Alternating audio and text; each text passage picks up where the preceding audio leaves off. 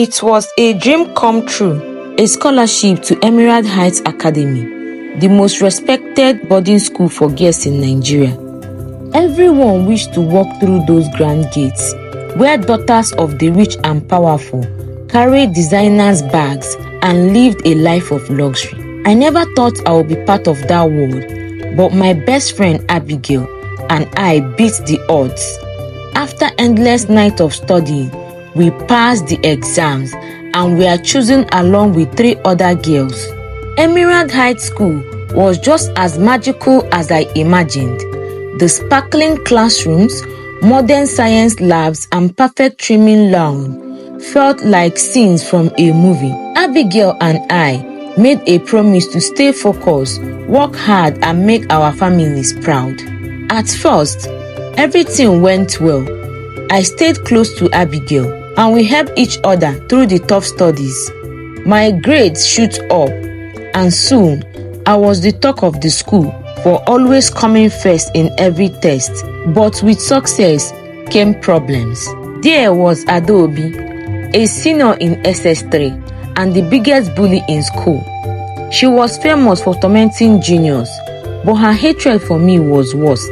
She couldn't stand the idea of a scholarship girl doing better than everyone. It started with insults. She mocked my accent and called me names. Then it got worse. She made me her personal servant. I had to fetch her water, wash her clothes, even her underwear, and steal food from the dining hall for her. One day, I stood up to her, and that was my biggest mistake. She dragged me to her locker, shoved me inside, and locked me there for hours. My grades started to drop. I missed classes, stopped eating proper food, and avoided everyone. Abigail, my friend, tried to help, but I pushed her away because I felt so ashamed. Things got worse when the principal called me to her office to ask why I was missing so many classes. I so much wanted to tell her the truth, but Adaobi's threats echoed in my head. If I said anything, she promised to make my life even worse.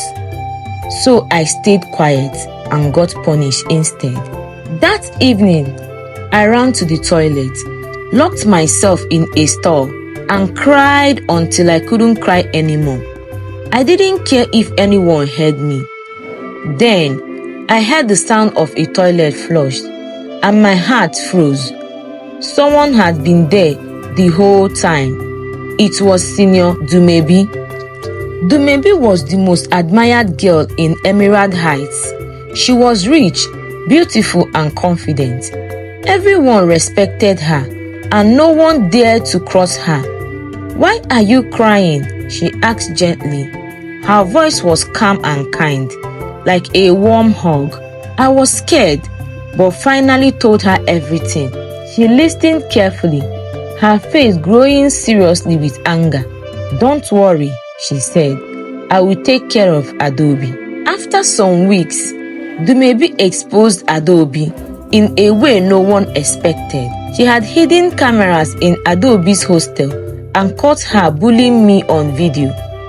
The evidence was clear, and Adaobi was expelled. She even got arrested for what she has done. I couldn't believe it. Dumi had saved me. Even when I know that phones are not allowed in school, I kept on wondering how she was able to capture the video. After that, Dumi and I became more closer. She invited me to her private hostel, which was like a 5-star hotel. "Stay here with me," she offered. "No one would dare to touch you." At first, I wasn't sure, but the thought of being safe and living in comfort was too tempting to refuse. On the day that Dumi told me to finally move in with her, I felt unsure. It was a big decision, and something about it made me nervous.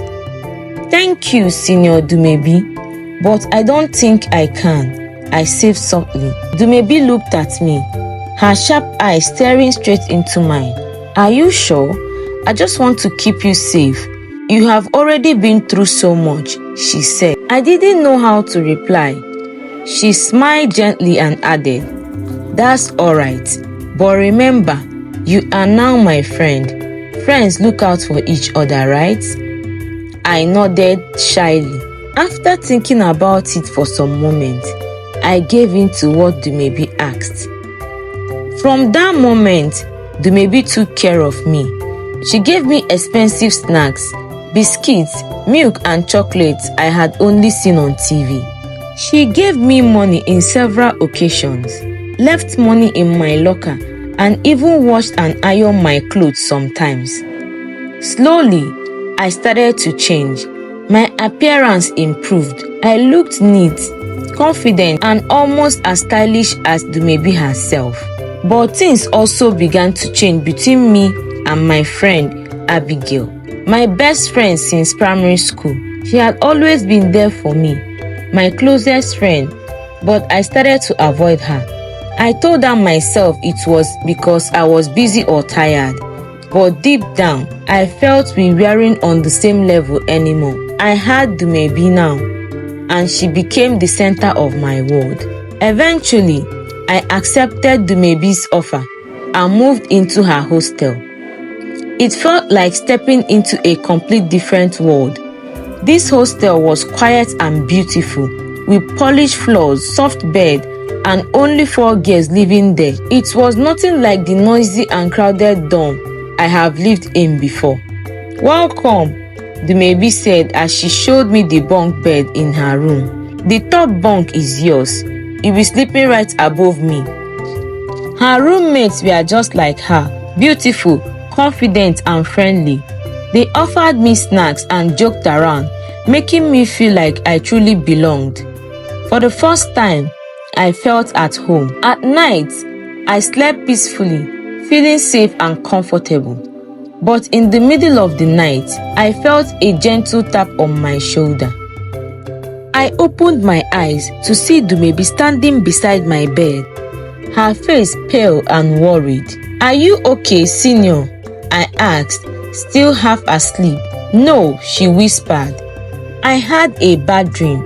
Can you come sleep on my bed? I don't want to be alone." I hesitated for a moment, but then climbed down and laid beside her. She pulled me close, and her warmth was comforting. I soon fell asleep again. This became a regular thing almost every night. Dumebi would wake me up, and I would join her in her bed. But one night, I noticed her roommates making quiet noises. I turned to look at them, curious about what was going on. But before I could see anything, Dumebi gently turned my face back towards her. "Shh," she whispered, and then, to my surprise, she kissed me. I was shocked. The kiss sent a strange, unfamiliar feeling through my body. My heart raced, and I felt something I couldn't explain. I didn't pull away, but I also didn't know how to respond. That night, I couldn't sleep. My mind kept replaying the kiss, and I felt confused, but also curious about what it meant. The Christmas holiday was the best vacation I ever experienced, although it was the first ever vacation I spent without my ex-best friend. But I still enjoyed myself because I had lots of cash to spend and classic clothes to wear to notable places, thanks to Dumebi. Although Dumebi spent her holiday overseas, no day passed by without we calling and checking up on each other. Soon, the holiday was over and school resumed for the new term. Our former principal has been replaced with a newer, stricter woman. As the day goes by, Dumebi and I became more closer. Although I've not accepted her proposal, yet she has been nothing but sweet to me. She had gifted me lots of classic clothes, money to flex with during the holiday, and also a brand new phone. Dumebi did her best to make my stay in Emerald Heights Academy a bliss. I felt like a queen indeed. In a small space, Dumebi officially became my school mother. I didn't lack anything, and I became respected all among the students because Dumebi was the most famous girl in school and I happened to be her school daughter. Even in the dining hall, we were given presidential table. Abigail and I drifted apart gradually. We still talk once in a while, but we stayed on our lanes. And I don't care about her. After all, she is a poor broke daughter of a widow with funny body odor. And I'm way past her level now. Every night, Dumi kept asking me to sleep on her bed with an excuse that she was scared. She would then embrace me from behind and we would sleep in that position till morning. Sometimes at night, I could still hear silent noises coming from the other two roommates behind our bed.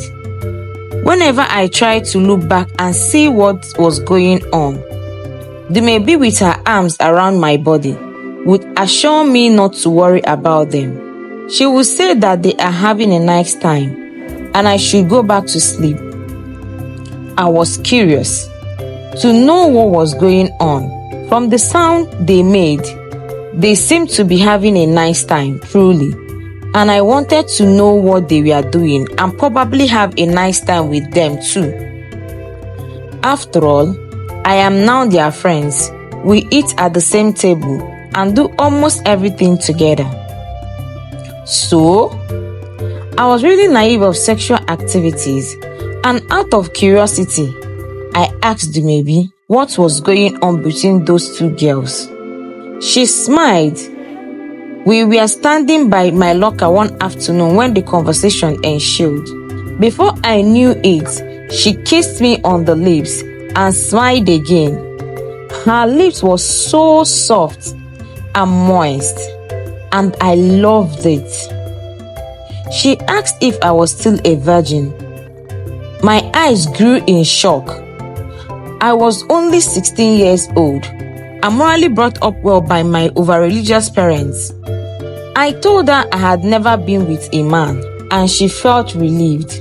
Again, she told me she can make me feel good without any consequences. I wanted to know what she was talking about. She smiled and led me by my hand into the room. We met the two other roommates inside the room. Just in, Dumi told me to sit on her bed. Then she whispered into the two girls' ears. They laughed and got up, while Dumi came to sit beside me and held my hand. And we watched the two other girls take off their clothes and immediately got intimate with each other. I felt irritated and disgusted at first, but Dumi softened a grip on my hand and caressed my hand to calm down. My nerves calmed and I started enjoying the show. One of the girls took out a candle from the drawer and used it on her partner. They seemed to be having a nice time, and I watched with new interest, as if to try out something new. Then, one of the girls brought out a lighter from her bag and lighted the thread on the candle that was inside the other girl. They were smiling and enjoying themselves until the fire caught the bed they were lying on. They both started panicking, and in an attempt to put out the fire and take out the candle, half part of the candle broke into the girl's private area. They both started panicking the more. The one whose private area had the candle started crying and jumping around as she tried to shake out the candle, but our effort was in vain.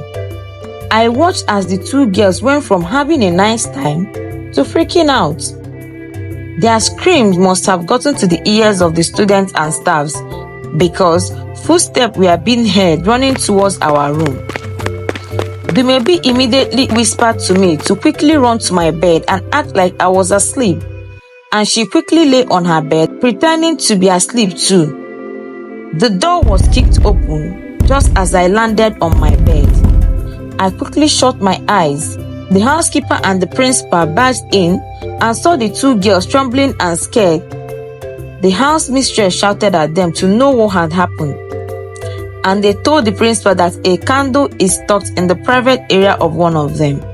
The principal didn't need to be told what they were doing.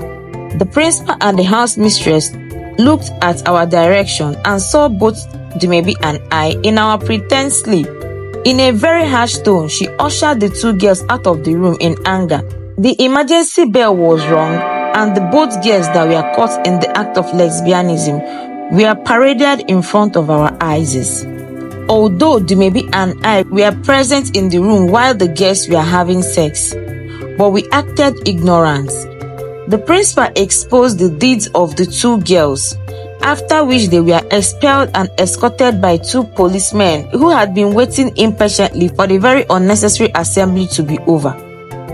The principal also warned us that the fate of these two girls who were expelled and arrested will also be any of us caught in the act.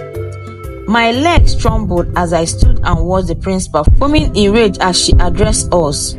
Although I did not practice the act, but I have been a spectator who has been vividly enjoying the show as well as enjoying the caress of Dumebi's hands on my hand.